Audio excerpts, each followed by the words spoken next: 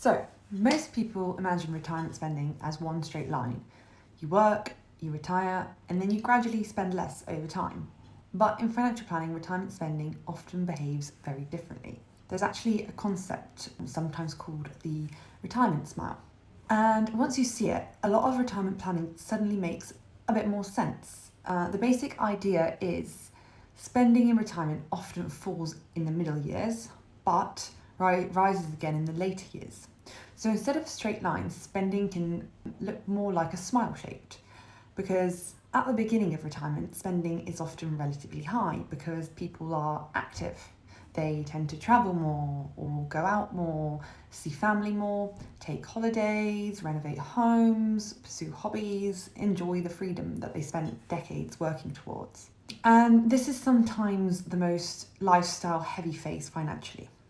Then, over time, spending often naturally slows, not because people suddenly become financially disciplined, but because life itself changes. People tend to travel less, socialise less, commute less, become a little bit more routine based. And this is a stage where many discretionary expenses quietly start to reduce without much effort at all.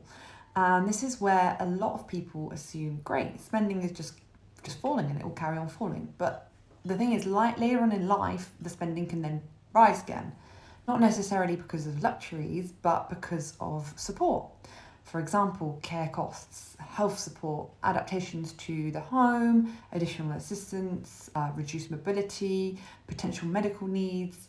And what's really interesting is that this curve is not just financial, but it's also behavioural, because retirement is not one single life stage, it's multiple psychological stages happening over decades. So at first, retirement often feels like freedom, and then eventually it becomes more simplicity.